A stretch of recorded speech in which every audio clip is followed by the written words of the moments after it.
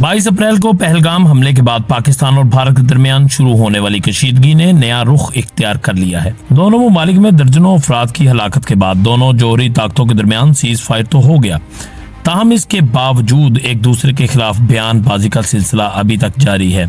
भारतीय वजीर आजम नरेंद्र मोदी ने, जिसको दुनिया भर में हजीमत का सामना करना पड़ रहा है और अब अपने मुल्क में रुसवाई से बचने के लिए नरेंद्र मोदी ने ऐसा बयान दे दिया है जिसने भारतीय अवाम के खून को गरमा दिया है। जी हाँ नाजरीन, हम आपको अपनी इस वीडियो में बताएंगे कि नरेंद्र मोदी ने पाकिस्तान के खिलाफ क्या हर्जासराई की है। लेकिन इससे पहले, जैसा कि हम अपनी पिछली वीडियोस में आपको बता चुके हैं कि भारत ने पहलगाम हमले का इल्जाम पाकिस्तान पर आयद किया और भारतीय वजीर आजम नरेंद्र मोदी ने पाकिस्तान पर भोंडा इल्जाम आयद किया है कि इंडिया में दहशतगर्दी की कार्रवाइयां पाकिस्तान की जानिब से की जाने वाली एक सोची समझी साजिश है। जबकि पाकिस्तान पहलगाम हमले की तहकीकात के लिए आजादाना तहकीकात की पेशकश कर चुका, जिसको भारत ने मुस्तरद करके पाकिस्तान पर हमला कर दिया था, जिसमें मासूम पाकिस्तानी शहरी शहीद हो गए, जिनमें खवातीन और बच्चे भी शामिल हैं। पाकिस्तान ने बार बार आलमी बरादरी को भारतीय गैर कानूनी और आलमी कवानीन की खिलाफ वर्जी के बारे में बताया और भारत को खबरदार किया था कि पाकिस्तान के मासूम शहरियों के खून का बदला जरूर लिया जाएगा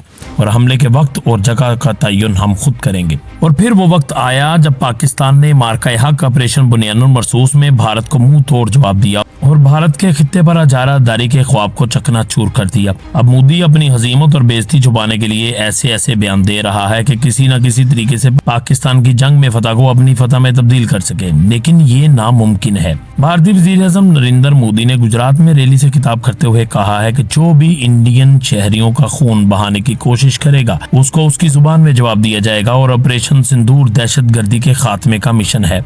मोदी ने पाकिस्तान के खिलाफ हर्जासराई करते हुए कहा है, सुख चैन की जिंदगी जियो, रोटी खाओ, वरना मेरी गोली तो है ही।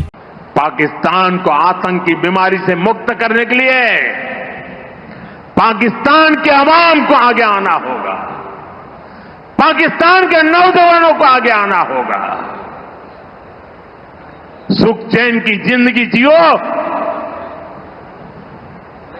रोटी खाओ, वरना मेरी गोली तो है ही।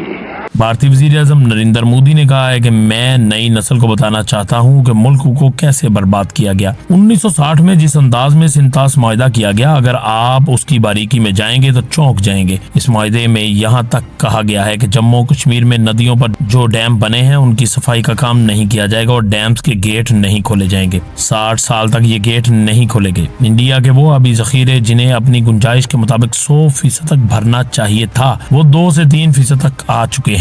क्या मेरे मुल्क के लोगों का पानी पर हक नहीं है? क्या हमारे लोगों को उनके हक का पानी नहीं मिलना चाहिए? और अभी तो मैंने कुछ ज्यादा किया ही नहीं, अभी तो हमने कहा है कि हम सिंतास मुआहदे को मुअत्तल कर रहे हैं। पाकिस्तान ने कहा है कि आलमी बरादरी को भारत की जानिब से पाकिस्तान मुखालिफ बढ़ती बयानबाजी पर संजीदगी से तवज्जो देनी चाहिए, जिससे इलाकाई इस्तेहकाम और देरपा अमन के इम्कानात को नुकसान पहुंच सकता है। दूसरी जानिब वज़ीर आज़म शहबाज शरीफ ने कहा है कि हम मसला कश्मीर और पानी के मसले समेत तमाम तनाज़ात मुज़ाकरात के जरिए हल करना चाहते हैं और तिजारत और इंसदाद दहशतगर्दी पर भी भारत से बातचीत करने के लिए तैयार हैं।